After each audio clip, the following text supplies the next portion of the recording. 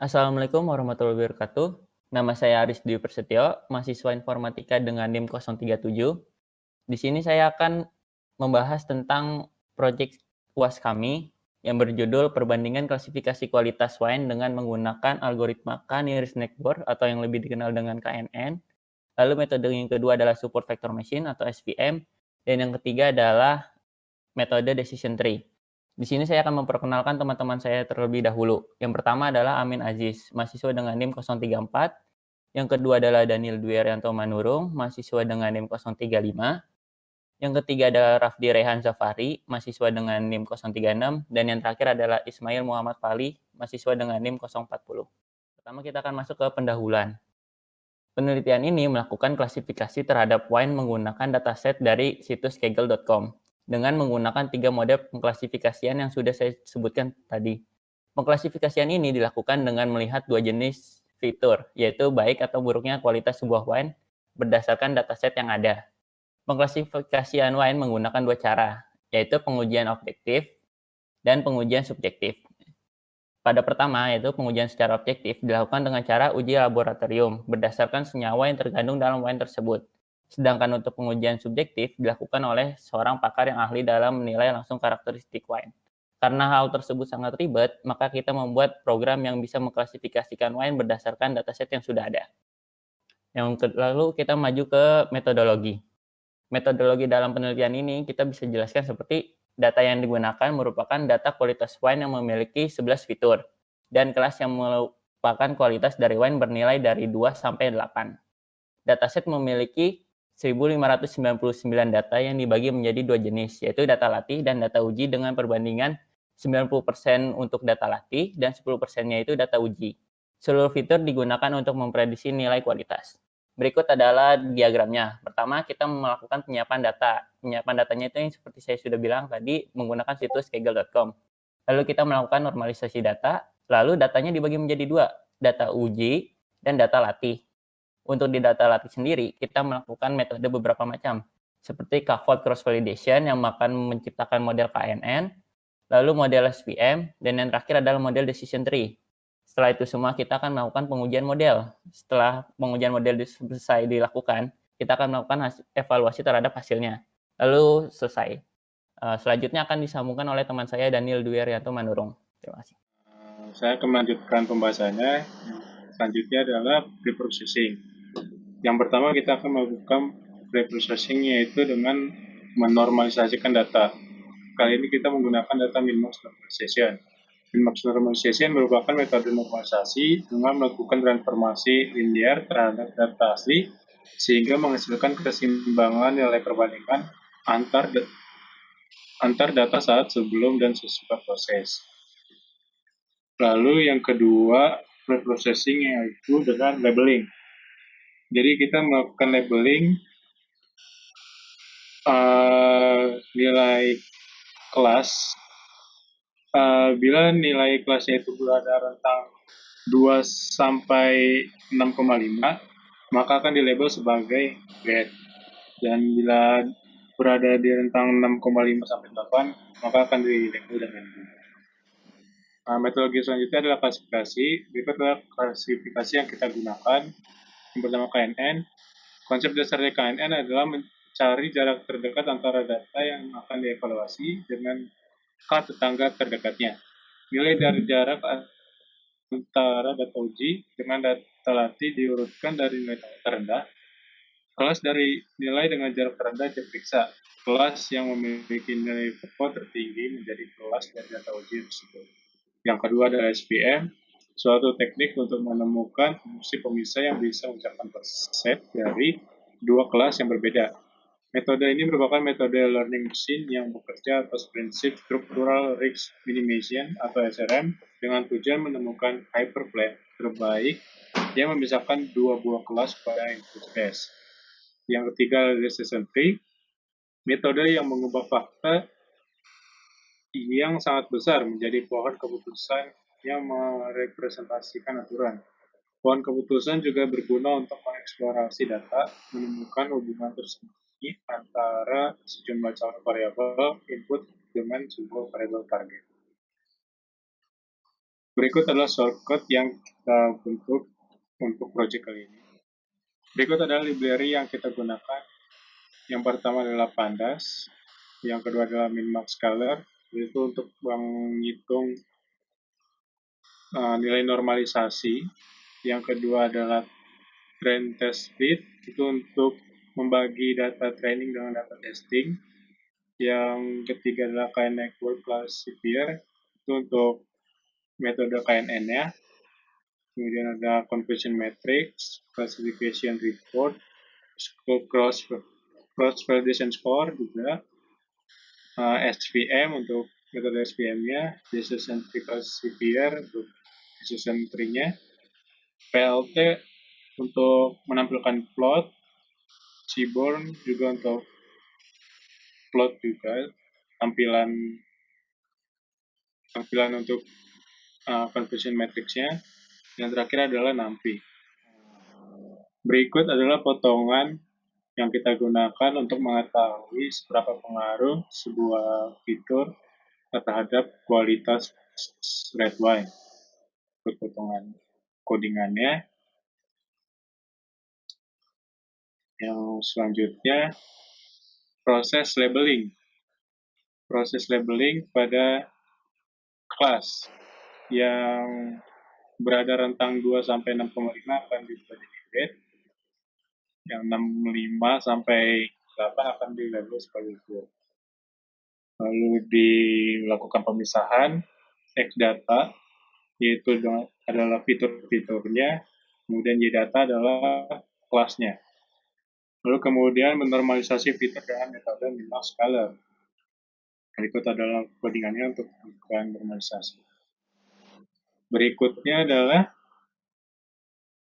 proses pencarian. Kalau pertama kita akan membagi data train dengan data testingnya, dengan train test split, dengan data testnya 10 ping dan menggunakan redundant state yang ke-87.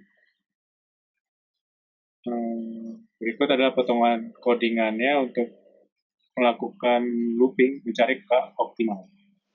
Penjelasan selanjutnya akan dibahas oleh Amin Aziz. Oke, bagian source code selanjutnya akan saya jelaskan. Pertama, ini ada implementasi metode KNN menggunakan K-neighbor classifier. N-neighbor-nya tadi seperti yang udah dihitung di sini, dia pakai yang optimal.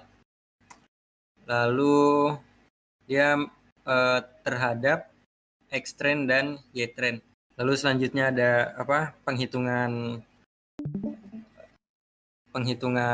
confusion matrix-nya. Lalu penghitungan akurasi dan error. Errornya ini dihitung berdasarkan kesamaannya terhadap Y-test. Jadi misalnya kalau Y-prate-nya sama dengan Y-test, berarti benar. Kalau tidak berarti salah. Berarti dihitung, dimasukkan ke dalam error gitu. Lalu selanjutnya SVM sama seperti tadi, dilakukan terhadap X-train dan Y-train. Ini adalah confusion matrix-nya, metode yang sama.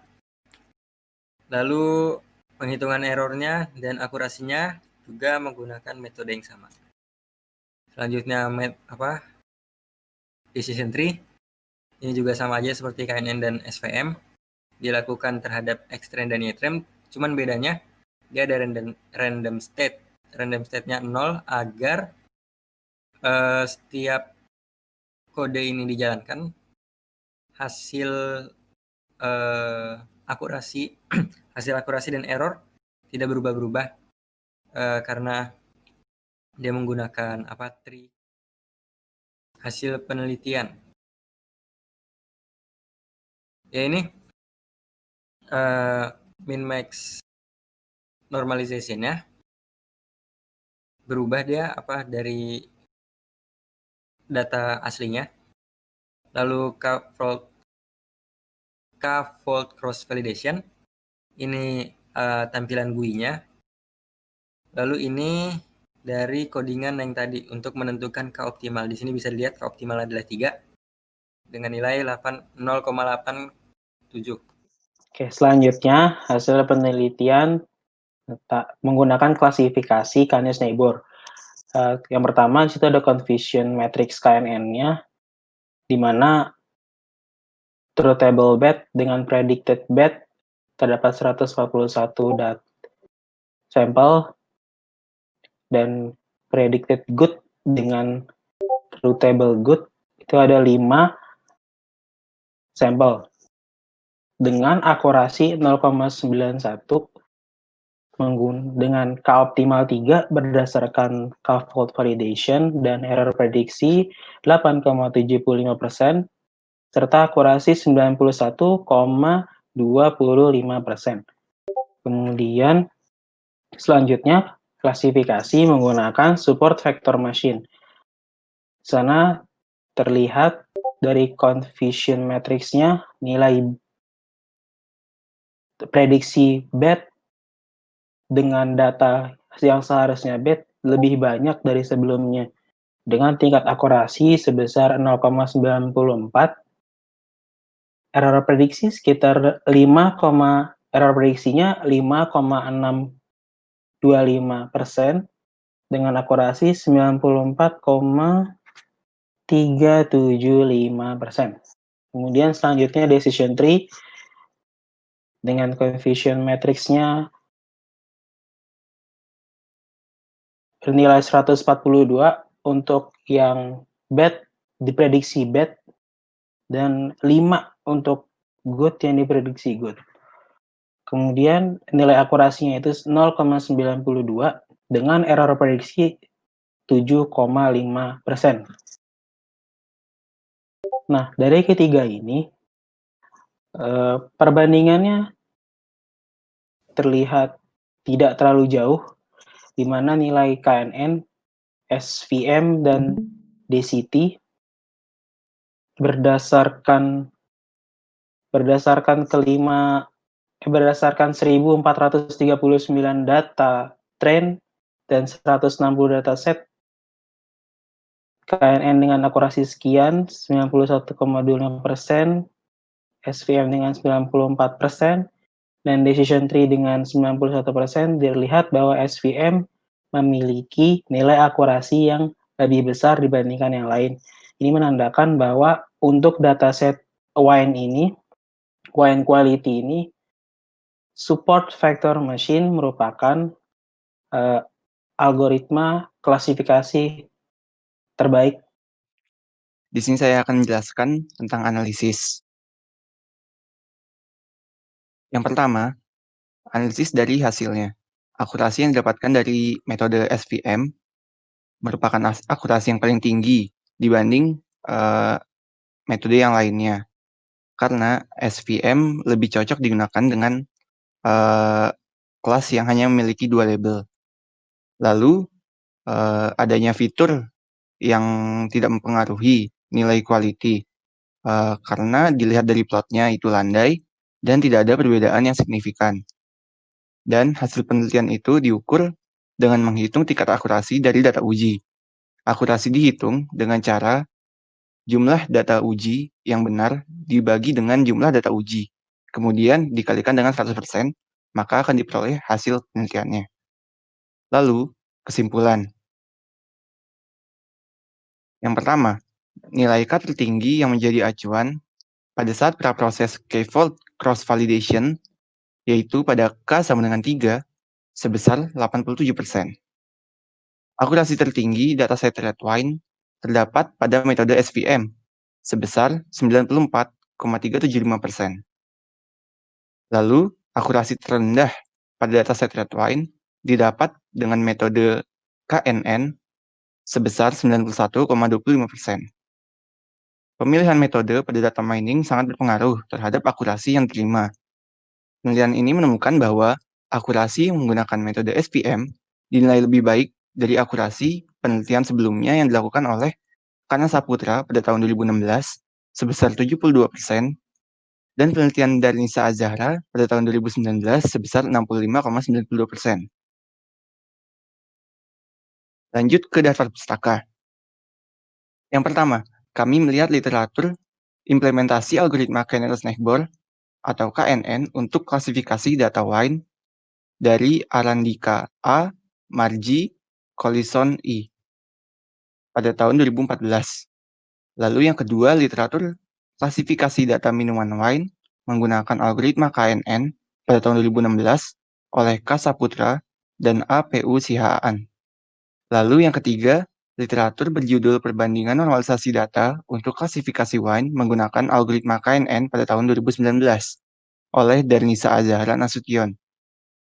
Dan yang terakhir, literatur berjudul Penerapan K-optimal pada Algoritma KNN untuk Prediksi Kelulusan Tepat Waktu Mahasiswa Program Studi Ilmu Komputer FMIPA Unlam berdasarkan IP sampai dengan semester 4 pada tahun 2015 oleh Mutiara Ayu Banjarsari, H. Irwan Budiman, dan Andi Farmadi yang kami peroleh untuk kodingan K-optimal.